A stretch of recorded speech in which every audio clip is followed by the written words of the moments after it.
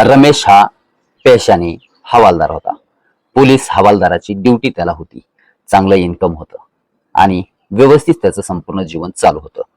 परंतु त्याच वेळेला त्याची एका केसेसच्या संदर्भामध्ये, एका खटल्यामध्ये त्याची एक तरुणीशी त्याची भेट झाली आणि ती तरुणी पेशाने वकील होती. वकील असणारी ती तरुणी तारुण्यावस्थेत होती, लग्नाला आलेली होती आणि रमेश हा पोलीस हवालदार होता. तो देखील तारुण्यावस्थेत होता.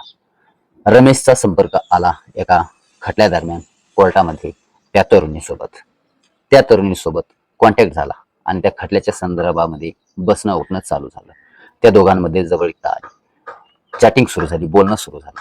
त्या दोघांची चांगली मैत्री झाली. झाल्याच्या नंतर रमेशने त्या तरुणीला विश्वासात घेतलं. विश्वासात घेतल्याच्या नंतर त्या तरुणीला त्याने 40,000ची मागणी देखील केली.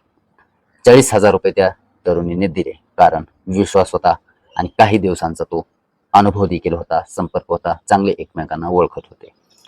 तरुणीने 40,000 रमेशला दिले. रमेशने 40,000 घेतले आणि याच आनंदामध्ये रमेशने त्या तरुणीला एका लॉजवर घेऊन गेला. लॉजवर घेऊन गेल्याच्या नंतर त्या ठिकाणी पहिल्यांदाच रमेशने आणि त्या वकिली पेशा असणाऱ्या त्या तरुणीने या दोघांमध्ये पहिल्यांदाच प्रथमच शारीरिक संबंध झाले.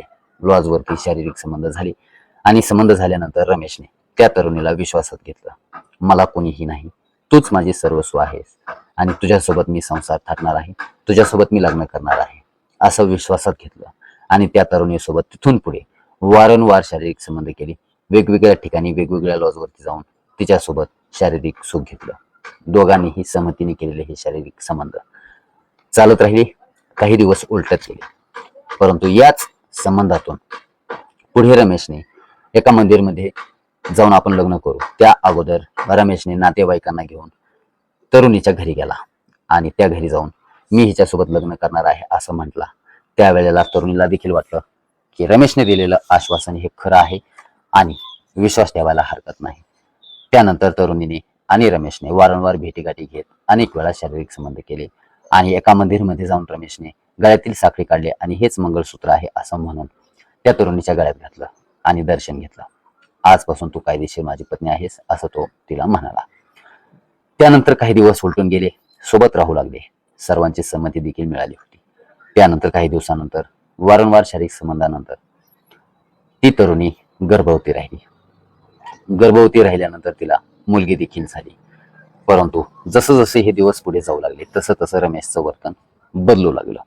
तो तिच्याकडे दुर्लक्ष करू लागला, पैसा देत नव्हता, उपचाराला कुठे दवाखान्यामध्ये घेऊन जात नव्हता आणि या दुर्लक्षामुळे त्या तरुणीच्या मनात भीती निर्माण झाली आणि तिला वाटलं की कुठेतरी आपला विश्वासघात झालेला आहे. ज्या वेळेला ती तरुणी म्हणू लागली की आपण कोर्टामध्ये जाऊन कोर्ट मॅरेज करू, त्यावेळेला रमेशने पाठ फिरवली आणि रमेश हा अगोदर एक विवाहित पुरुष होता हे सिद्ध झालं. वकिली पेशाने असणारी ती तरुणी तिच्या पायाखालची वाळू सरकली. तिची फसवणूक झाली हे तिच्या लक्षात आलं. तिने ताबडतोब बारामती येथील पोलीस स्टेशन गाठलं आणि पोलीस स्टेशन मध्ये जाऊन हा संपूर्ण घटनाक्रम खटला दाखल केला. रमेशच्या विरोधामध्ये गुन्हा दाखल केला. पुन्हा रमेशच्या धमकी येऊ लागल्या, हा गुन्हा मागे घे, नाहीतर मी तुला जीवे मारून टाकेल. आपण एकच आहोत, या टोकाला जाऊ नकोस, मी तुला पैसे देखील देईल. परंतु वकिली पेशाने असणारी तरुणी, तिची झालेली फसवणूक आणि तिचे केलेल्या आयुष्याचं वाटोळं तिला सर्वात मोठा धक्का होता. रमेश हा पेशाने पोलीस हवालदार होता. तो मूळ राहणारा करमाळा तालुक्यातील निंभोरे गावचा आहे आणि तो सध्या सोलापूर जिल्ह्यातील कुर्डुवाडी या ठिकाणी स्थायिक आहे.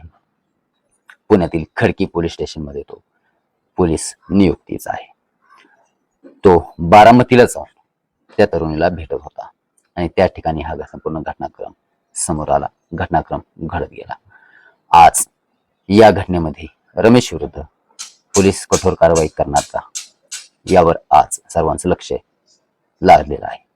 त्या तरुणीला न्याय मिळणार का, तिची झालेली फसवणूक, तिच्या पोटी जन्माला आलेलं मूल यांना न्याय मिळेल का, याकडे आज सर्वांचं लक्ष लागलेलं आहे. ती तरुणी न्याय मागत आहे. लवकरच या घटनेचा अहवाल समोर येईल आणि या घटनेमध्ये पुढील जे घडल ते आपल्यासमोर लवकरच घेऊन येण्यात येईल. सध्या घडलेली ही घटना आज सर्वांना विचार करायला भाग पाडते. या घडलेल्या मराठी क्राईम स्टोरी बद्दल आपल्याला काय वाटतं? आपली प्रतिक्रिया कमेंट बॉक्समध्ये कळवा.